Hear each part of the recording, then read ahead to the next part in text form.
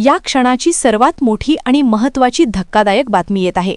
काही दिवसापूर्वी एकनाथ शिंदे साहेबांच्या मंत्र्यांनी, काही आमदारांनी शिंदे साहेबांना सांगितलं होतं की विमानाने, हेलिकॉप्टरने प्रवास करणे टाळा, शक्यतो जास्तीत जास्त गाडीने प्रवास करावा।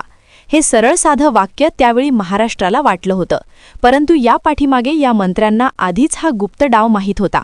म्हणून त्यांनी शिंदे साहेबांना कसं सावध केलं आणि काय घडलं याचा मोठा खुलासा झाला आहे। अख्खा महाराष्ट्र या बातमीने हादरला असून आपल्या अजितदादाप्रमाणे विमान दुर्घटना करून घात घडवण्याचा सगळ्यात मोठा कट उघड झालेला आहे। यावेळी टार्गेटवर होते आपले एकनाथ शिंदे साहेब। आजच्या महाराष्ट्रावर मोठा दुःखाचा डोंगर कोसळला असता। लाडक्या बहिणीचे लाडके भाऊ एकनाथ शिंदे साहेब यांचा विमान अपघात घडवून आणण्याचा प्लॅन आत्ताच उघड झाला असून त्या मोठ्या नेत्यांनी सगळा कट रचलेला होता। तिचे सर्वात मोठी गुप्त माहिती आत्ताच आपल्या हाती लागल्या असून याने अख्ख्या महाराष्ट्राची झोपच उडाली आहेत।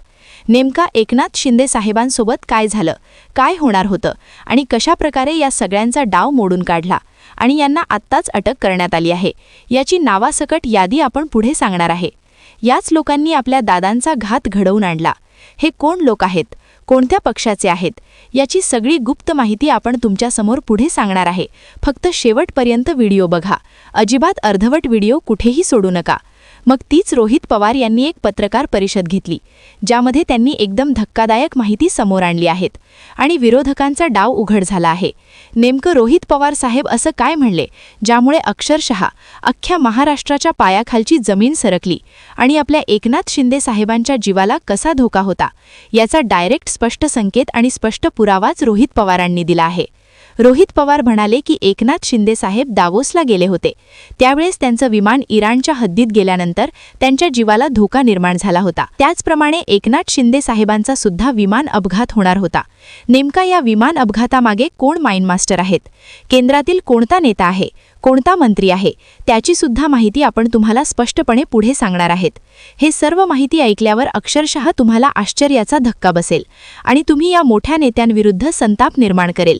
त्यामुळे यांची सगळ्यांचीच नावे आपण तुम्हाला पुढे व्हिडिओमधून सांगणार आहे। फक्त पूर्ण व्हिडिओ शेवटपर्यंत बघत रहा। आजकाल कोणाला टार्गेट करण्यात आलं की त्याला मारण्याचा सगळ्यात चांगला एक मार्ग निर्माण झालेला आहे आणि तो आहे विमान दुर्घटना करणे। कारण की एखाद्याला डायरेक्ट मारता येत नाही, त्यामुळे विमानामध्ये बिघाड करणे आणि सगळ्या गुप्त कट रचून विमान दुर्घटना घडवून आणणे, अशा प्रकारे प्लॅन केलेला असतो की समोरच्याला वाटतं की हा अपघात आहे, परंतु त्या पाठीमागे सगळ्यात मोठे माइंड मास्टर असतात आणि हे सर्व बरोबर सगळी फील्डिंग लावून नियोजन करून घात घडवून आणतात। या सर्व लोकांची एक मोठी टीम असून यामध्ये मोठे पक्षाचे मोठे नेते सहभागी आहेत। राजकारण खूप घाण असते, माणसाला जीवही गमावा लागतो। त्यामुळे आपले दादा नेहमी म्हणायचे की राजकारणापासून लांब राहा। ज्याप्रमाणे एकनाथ शिंदे साहेबांनी काही आमदार घेऊन भाजपसोबत गेले होते, त्याचप्रमाणे अजितदादा सुद्धा काही आमदार घेऊन भाजपसोबत गेले होते आणि सत्तेत बसले होते। त्यानंतर दादांसोबत असा घात झाला। राज्याचे उपमुख्यमंत्री होते आपले अजितदादा आणि दादांकडे काही मोठ्या नेत्यांच्या भ्रष्टाचाराची फाईल होती।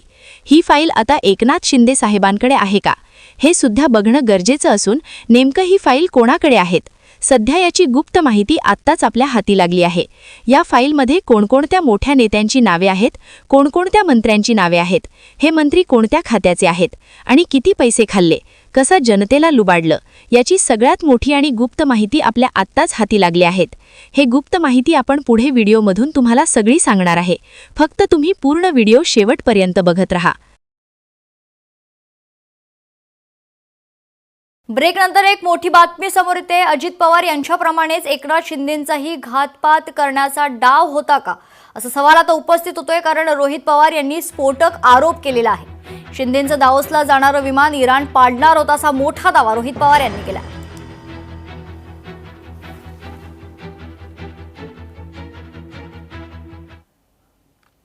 16 ते 20 जानेवारी दरम्यान 23ला हे दावोसला विमान गेलं होतं। हे एकनाथ शिंदे साहेबांच्या बाबतीत घडलं अशी माहिती आमची आहे। एकनाथ शिंदे साहेब स्वतः होते, त्याच्यामध्ये काही इतर अधिकारी होते। याच्यामध्ये झालं असं, बहरेनला हे विमान खरं 8 तासाचा प्रवास आहे, लेह सहसा 4 तासच्या आसपास जाऊ शकतं। बहरेनला हे विमान उतरलं, त्याच्यात रिफ्युलिंग झालं।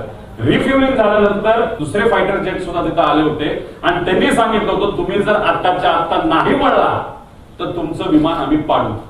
हे इराणच्या एअर डिफेन्सनी त्या ठिकाणी सांगितलं होतं. त्याच्यात कोण बसलं होतं? एकनाथ शिंदे साहेब.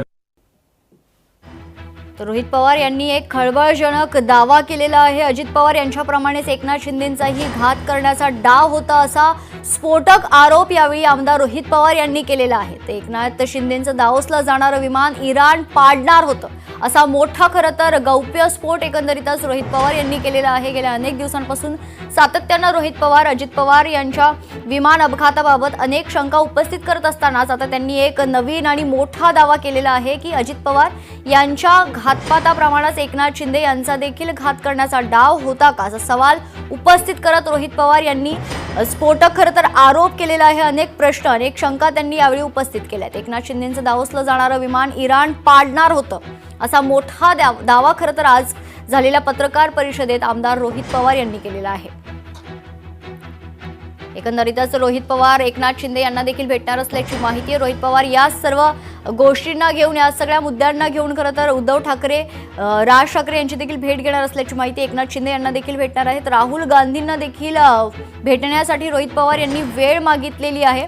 खरं तर रोहित पवार यांनी आता एक मोठा आरोप केलेला आहे. अजित पवार यांच्याप्रमाणेच एकनाथ शिंदेंचाही घात करण्याचा डाव होता असा आरोप यावेळी रोहित पवार यांनी केलेला आहे. अनेक पुरावे यावेळी पत्रकार परिषदेत समोर आणत मांडत हा दावा जो आहे रोहित पवार यांनी केला. एकनाथ शिंदेंचं दावोसला जाणारं विमान इराण पाडणार होतं असा मोठा दावा यावेळी रोहित पवार यांनी केला. रोहित पवार यांचा स्फोटक आरोप आता पाहायला मिळतो. एकनाथ शिंदेंचाही घात करण्याचा डाव होता का असा सवाल उपस्थित करत रोहित पवार यांनी एक मोठा आरोप केलेला आहे. एकनाथ शिंदेंचं दावोसला जाणारं विमान इराण पाडणार होता असा दावा रोहित पवारांनी केला. 16 ते 20 जानेवारी दरम्यान 23ला हे दावोसला विमान गेलं होतं. हे एकनाथ शिंदे साहेबांच्या बाबतीत घडलं अशी माहिती आमची आहे. एकनाथ शिंदे साहेब स्वतः होते, त्याच्यामध्ये काही इतर अधिकारी होते. याच्यामध्ये झालं असं, बहारेनला हे विमान खरं 8 तासाचा प्रवास आहे. लेह जेट सहसा 4 तासच्या आसपास जाऊ शकतं. बहारेनला हे विमान उतरलं, त्याच्यात रिफ्युलिंग झालं. रिफ्युलिंग झाल्यानंतर दुसरे फायटर जेट सुद्धा तिथे आले होते आणि त्यांनी सांगितलं होतं तुम्ही जर आत्ताच्या आत्ता नाही वळला तर तुमचं विमान आम्ही पाडू.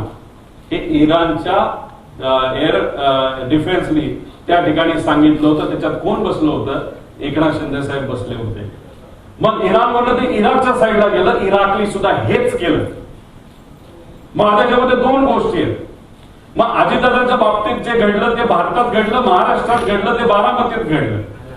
मग या बाबतीत इंटरनॅशनल ग्राउंडला VSRला हाताशी धरून, नाहीतर VSR स्वतः दुर्लक्ष केल्यामुळे नाही तर मुद्दामून एकनाथ शिंदे साहेबांच्या बाबतीत सुद्धा तोच प्रकार होणार होता का असा प्रश्न आम्हाला होऊ शकतो.